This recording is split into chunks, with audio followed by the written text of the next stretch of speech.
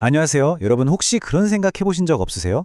신앙생활은 꽤 오래 했는데 뭔가 깊이가 없는 것 같고 교회 안에서의 나랑 밖에서의 나가 너무 다른 사람처럼 느껴질 때요.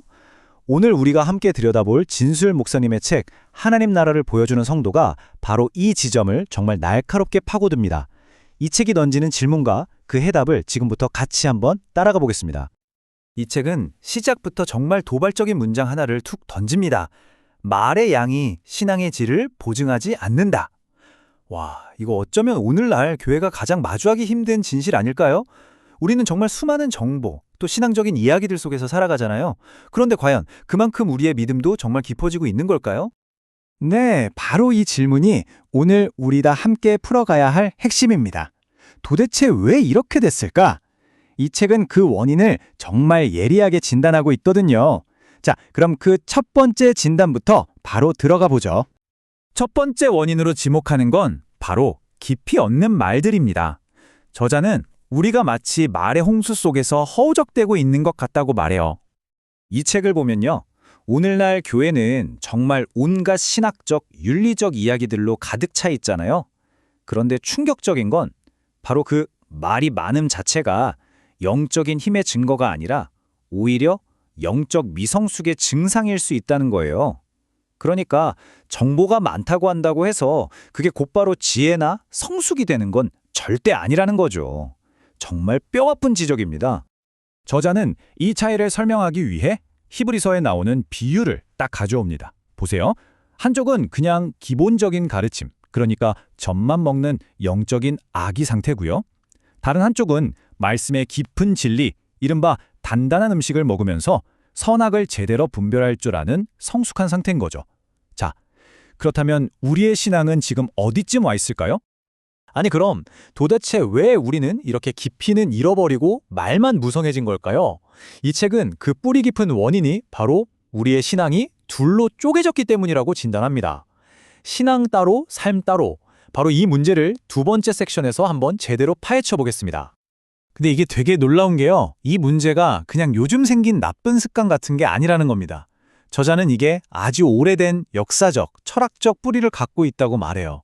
그러니까 교회 안에서의 신앙생활, 그리고 교회 밖에서의 현실 생활이 완전히 분리되어 버린 거.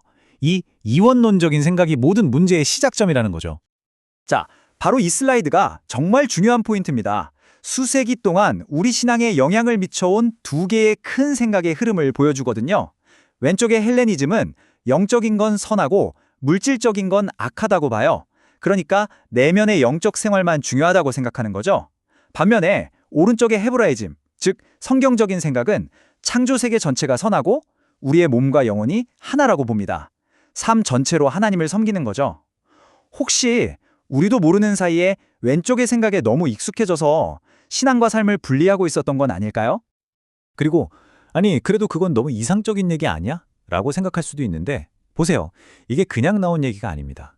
존 칼빈은 모든 삶이 하나님 앞에서 사는 거라고 했고 아브라함 카이퍼는 그리스도가 내 것이라고 외치지 않는 영역은 1인치도 없다고 선언했죠. 헤르만 바빙크도 마찬가지고요. 이 위대한 신학자들이 한 목소리로 외친 건 딱 하나입니다. 신앙은 절대 교회 건물 안에만 가둬둘 수 없다는 거예요. 자, 그럼 문제가 신앙이 분리된 거라면 해법은 뭘까요? 당연하죠. 다시 하나로 합치는 겁니다. 이 책은 그 통합을 위한 출발점으로 말씀의 권위를 회복하는 것, 바로 우리의 근원으로 돌아가야 한다고 이야기합니다.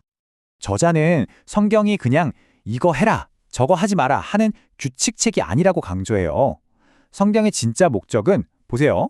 첫째, 그리스도를 보여주고, 둘째, 그분을 통해 우리를 온전한 사람으로 만들고, 셋째, 우리 믿음과 소망을 굳건히 지켜주면서 마지막으로 우리 삶의 거룩한 기준이 되어주는 겁니다. 이 네 가지가 마치 하나의 세트처럼 유기적으로 연결되어 있는 거죠.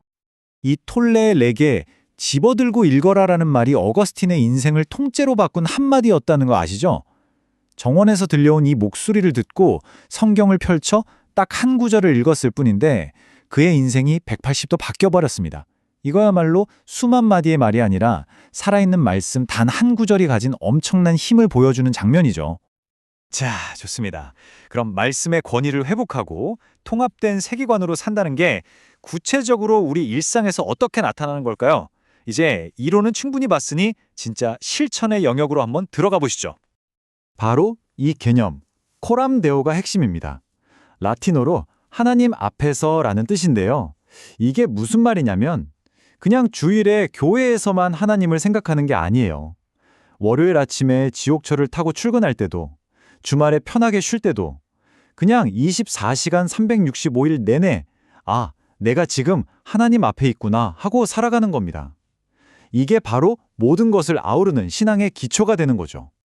그래서 통합된 삶은 이런 특징들을 갖게 됩니다. 매일 말씀을 묵상하고 기도로 하나님과 교제하고 주일만이 아니라 삶 전체가 예배가 되고요. 내가 하는 모든 일이 선교적인 헌신이 되는 겁니다. 여기서 진짜 중요한 건 이 모든 게 따로따로 노는 게 아니라는 점이에요. 마치 정교한 톱니바퀴처럼 묵상, 기도, 예배, 순종이 서로 맞물려 돌아가면서 한 사람의 인생 전체를 빚어가는 거죠. 이 중에 하나라도 빠지면 이 시스템은 삐걱거릴 수밖에 없습니다. 자, 이렇게 삶의 모든 영역이 하나님 앞에서 하나로 합쳐질 때 마침내 어떤 일이 벌어질까요? 드디어 이 책이 말하는 최종 목적지에 도착하게 됩니다. 바로 우리의 삶 자체가 세상에 무언가를 똑똑히 보여주는 증거가 되는 단계 말이죠. 결국 이 책의 제목 하나님 나라를 보여주는 성도가 바로 이겁니다. 성도라는 게 무슨 완벽한 사람이거나 교리를 줄줄 외우는 사람이 아니에요. 그게 아니라 그 사람의 통합된 삶 전체가 그 사람의 일하는 방식, 관계 맺는 방식이 아, 하나님 나라는 저런 곳이구나 하고 세상에 보여주는 말 그대로 살아있는 설명서가 되는 사람. 그게 바로 성도라는 겁니다. 네, 바로 이 문장 하나에 이 책의 모든 메시지가 담겨 있습니다. 성도는 고백의 입술로만 사는 것이 아니라 말씀으로 빚어진 삶으로 산다. 결국 진짜 신앙은 우리가 입으로 뭘 말하느냐가 아니라 우리의 삶이 뭘 보여주느냐에 달렸다는 거죠. 삶으로 증명하는 게 진짜라는 겁니다. 오늘의 이야기는 이 마지막 질문으로 마무리하려고 합니다. 이 책은 결국 우리 한 사람 한 사람에게 묻고 있는 겁니다. 당신의 삶은, 당신의 일상은, 당신의 관계는, 그리고 당신의 선택들은 과연 지금 어떤 나라를 보여주고 있습니까? 우리 모두 깊이 생각해 봐야 할 질문입니다.